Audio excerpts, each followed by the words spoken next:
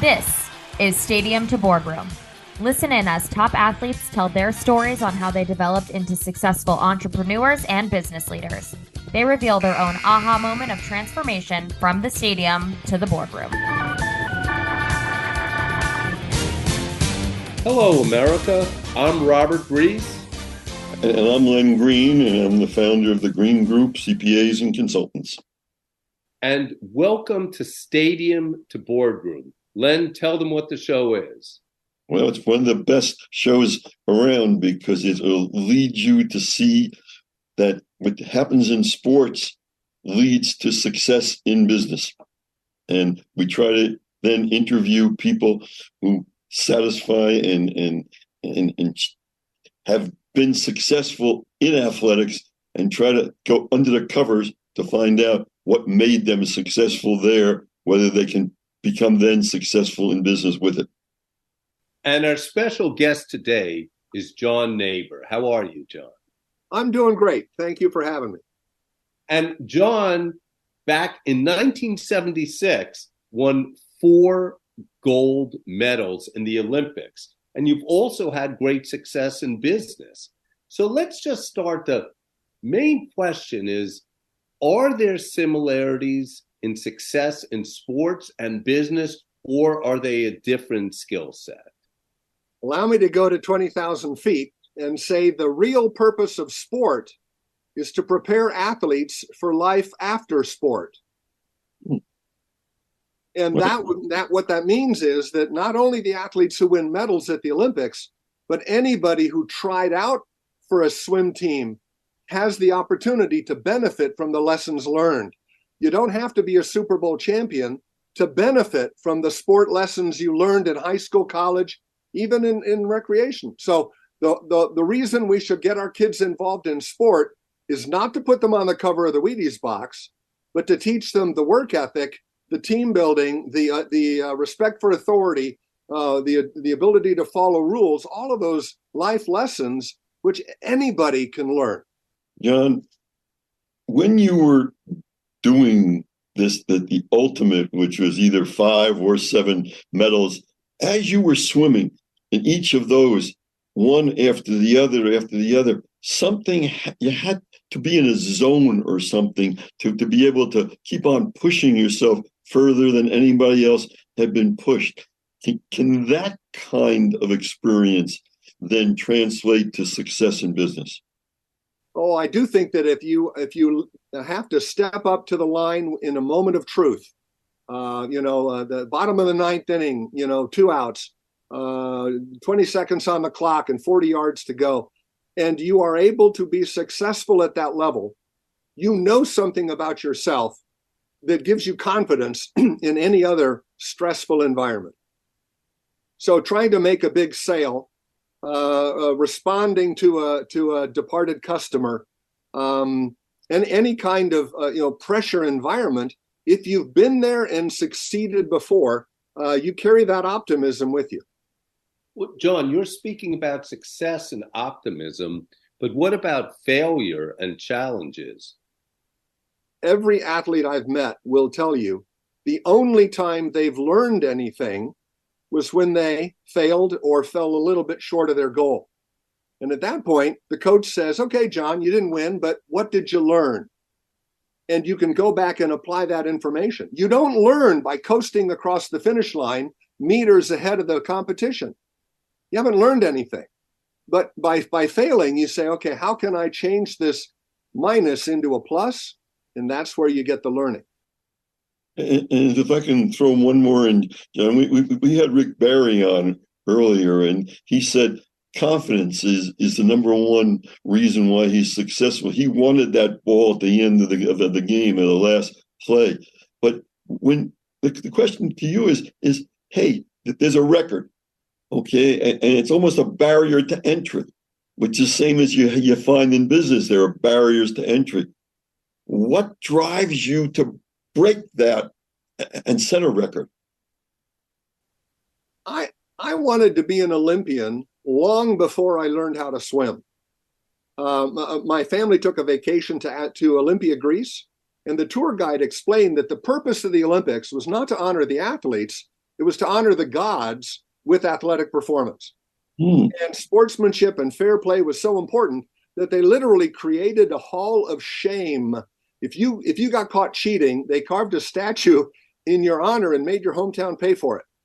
It was one of those things where I said to my mom, "Wow, a program designed to honor character and excellence and sportsmanship. I want to be an Olympian someday."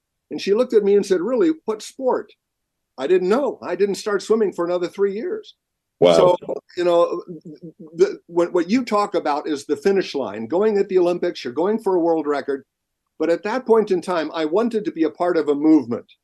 When I started swimming and started improving relatively quickly, I set my sights on the next level. So I wanted to be the best swimmer in the pool.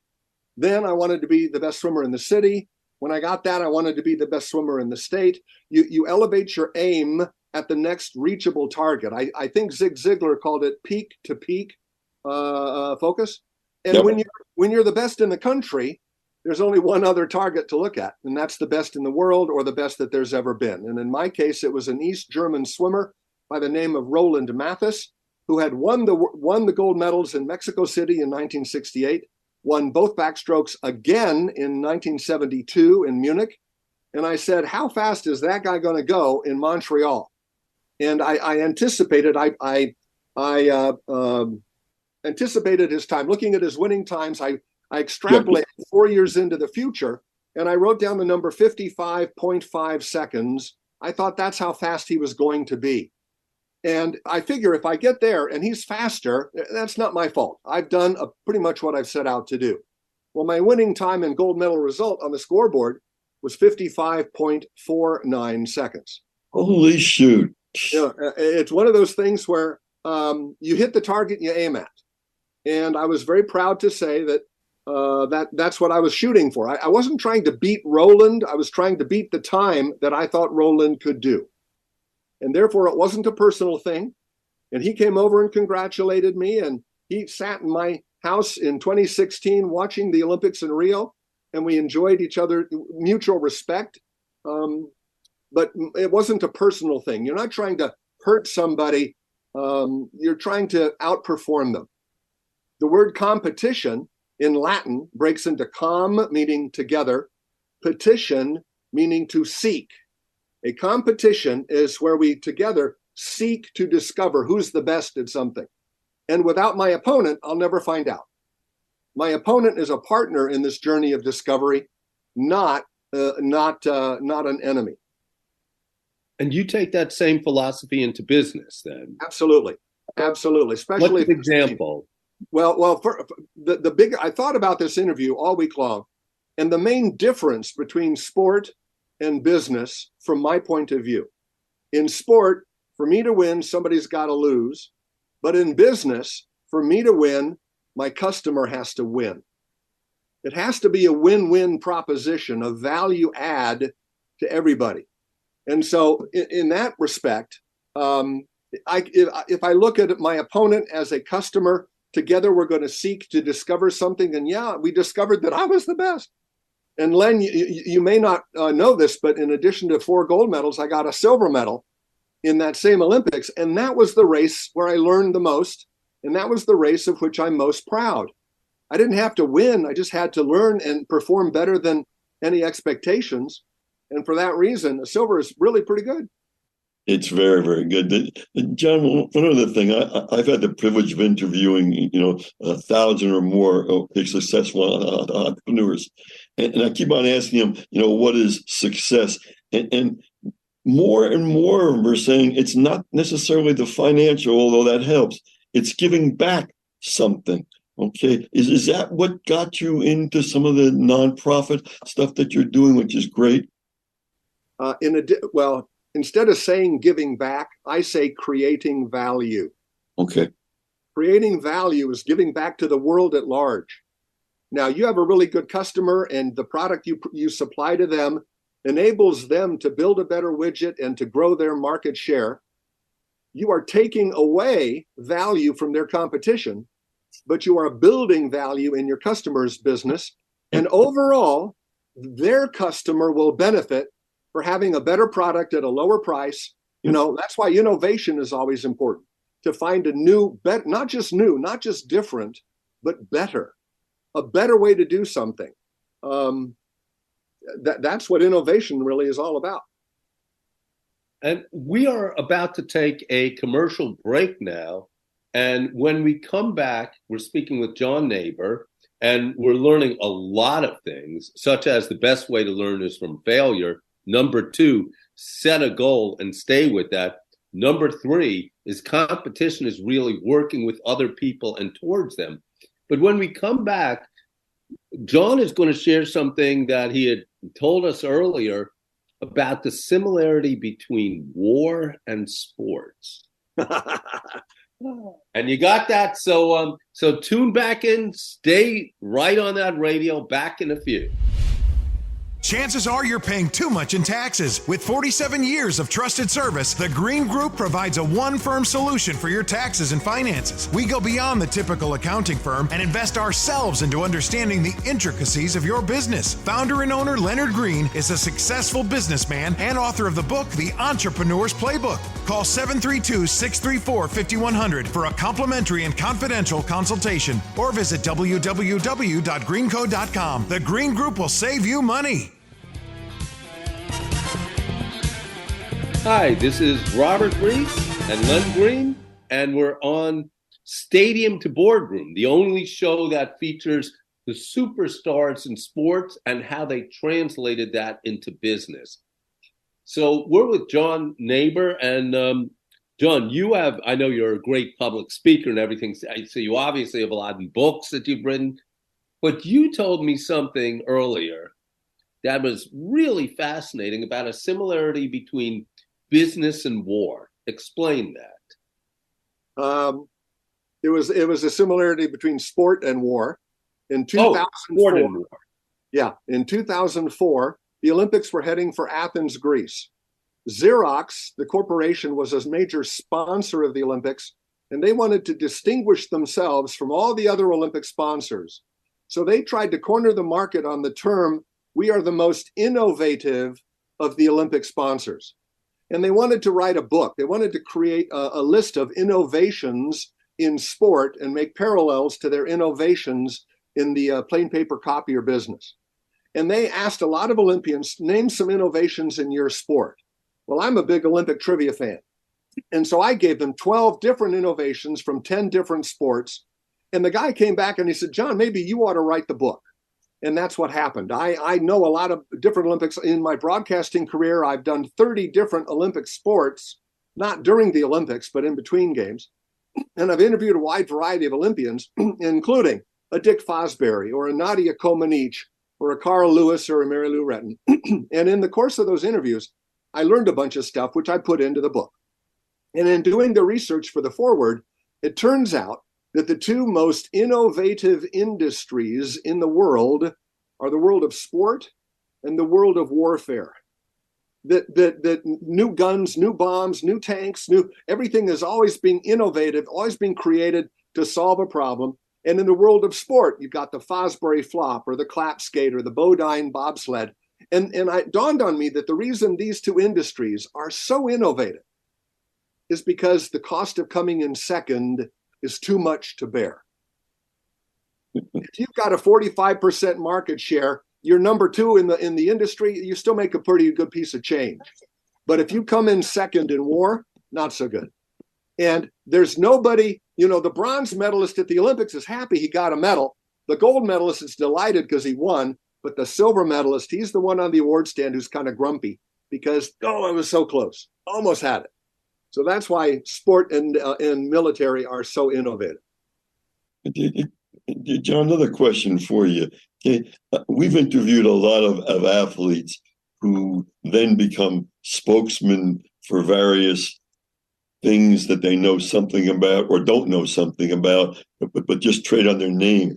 But there's two companies that you've worked for, which could almost find a number of different people to be their spokesman or be involved with them. And I mean, Walt Disney is number 1, Speedo is number 2. What made you decide that you wanted to be with those companies? I know why they would want you, but why would you want to be with those companies? Len, I hate to be to correct you. I was never a spokesperson for Disney. I was an employee of Disney. How about a marketing representative? How's that? No, that's true. But I should let you know, Disney had that wonderful campaign. You've just won the Super Bowl. What are you going to do next? I'm going to Disneyland. Yes, yeah. Well, they didn't do that for me. I was never a spokesperson. In fact, when I became an employee of Disney, I worked at Disneyland. And in the 70s, you weren't allowed a mustache. I had to shave my mustache to work for Disney. That's right. Yeah. But I did work for Speedo. Shortly in the 70s, if you got paid for doing a swimming clinic, you would be deemed ineligible to compete in swimming. It was a completely amateur sport in that era. So I never got paid. Len and Robert have collectively made more money as a swimmer than I did.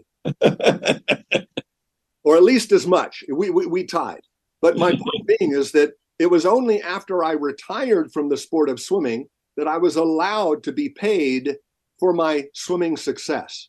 And Speedo and Arena and there were a couple of other swimsuit companies were interested in having me represent them. But I look at my history book and I never competed in any suit but a Speedo. So I was never going to endorse any other product. I just didn't do it. So Speedo hired me and they paid me to do swim clinics around the country. And it was the integrity of the relationship. And Speedo, of course, has been a linchpin in the swimming industry. I still swim for fun 3 times a week on good weeks, and I wear a Speedo. Amen. I did a short-term commercial for Minute Maid orange juice. I've done a couple of other promotional videos, and I don't think I got to choose. You get to choose among those who ask you.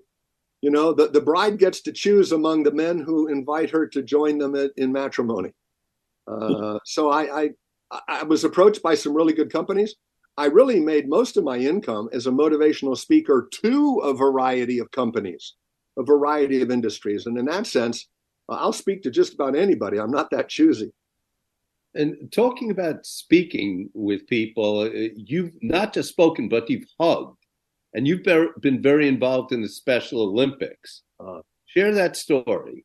Well, in the 1970s, Eunice Kennedy Shriver and the International Special Olympic Games were growing in popularity, thanks in large part here in California to Rayford Johnson, the wonderful decathlon champion, who became the head of the California Special Olympics.